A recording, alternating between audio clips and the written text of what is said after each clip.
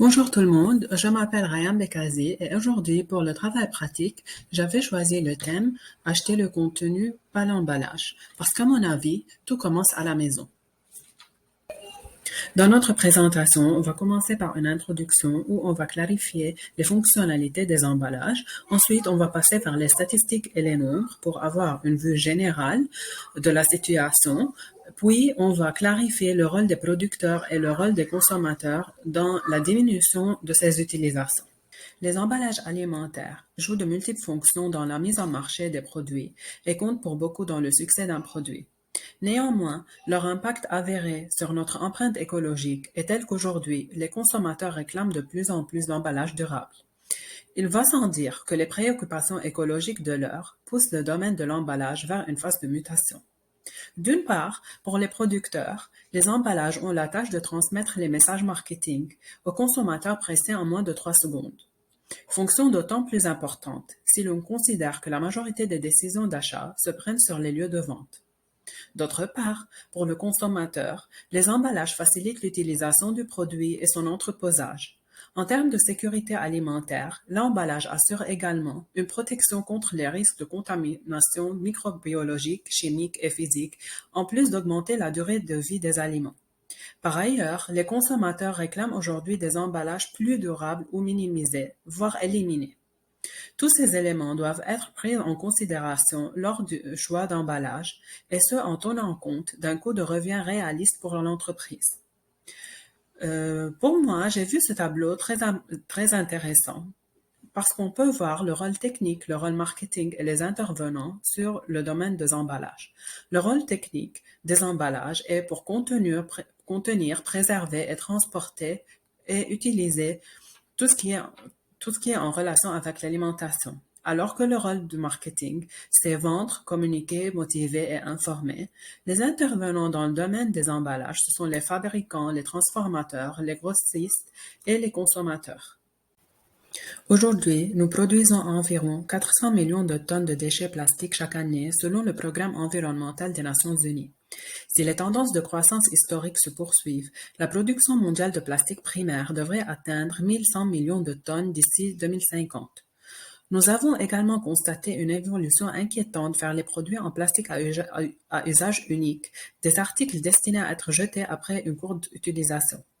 Environ 36% de tous les plastiques produits sont utilisés dans les emballages, y compris les produits en plastique à usage unique pour les contenants d'aliments et de boissons.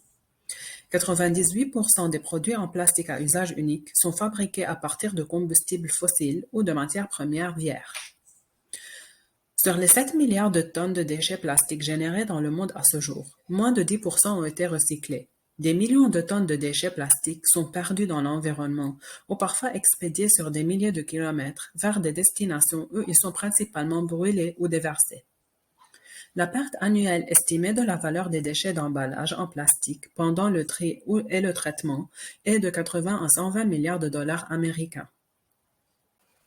Après avoir eu un aperçu sur la situation récurrente, il y a une et la meilleure solution, c'est comment réduire les déchets d'emballage.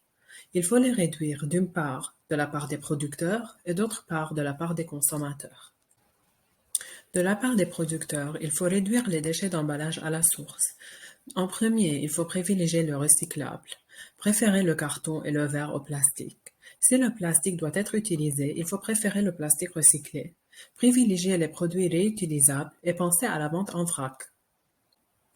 De la part des consommateurs, en premier, il faut utiliser la gourde en inox. Les bouteilles en plastique sont une option peu saine, onéreuse et polluante pour boire de l'eau. Il faut adopter la gourde réutilisable en inox pour rester hydraté tout au long de la journée sans faire de mal à la planète. L'inox est pour nous le matériau parfait qui allie écologie et praticité. Il est hygiénique, peu cher, robuste, recyclable et tendance. En second, il faut utiliser la boîte bento en inox. Pour vos repas à l'extérieur, il est important d'éviter d'abuser de la restauration à emporter, qui est non seulement polluante, mais également peu équilibrée et chère. Accompagnée de ses couverts en inox, la boîte bento permet de transporter ses repas facilement et sans produire de déchets. Troisièmement, les pailles réutilisables. Pour les remplacer, adoptez des pailles en inox ou en verre que vous pourrez glisser dans votre sac ou dans vos poches afin de les avoir toujours sur vous. Sinon, vous pouvez facilement vous en passer. Quatrièmement, la brosse à dents en bambou. 87 milliards de brosses à dents en plastique sont jetées chaque année sans être recyclées. Il est temps de passer à une option plus durable. Les brosses à dents en bambou sont 100% naturelles et compostables en fin de vie. Cinquièmement et finalement, ce sont les sacs réutilisables en tissu. Interdits depuis 2016 et 2017, les sacs de caisse et les sacs à légumes en plastique ont été remplacés en magasin par des sacs en amidon de maïs. Cette alternative, à première vue plus naturelle, est en fait peu biodégradable et traitée chimiquement afin de rendre les sacs plus résistants. Mieux vaut donc ne les utiliser qu'en cas d'urgence. L'option la plus écolo, c'est de réutiliser et pensez donc à vous procurer des alternatives plus robustes et naturelles et d'amortir leur empreinte carbone et les réutilisant de nombreuses fois. Les sacs en coton ou en lin bio, par exemple, ont l'avantage d'être solides, durables et lavables en machine. Finalement, il faut plus attendre. Do something today that your future self will thank you for. Même si c'est pas pour nous, mais c'est pour les générations qui vont venir. Merci beaucoup pour votre attention et bonne journée.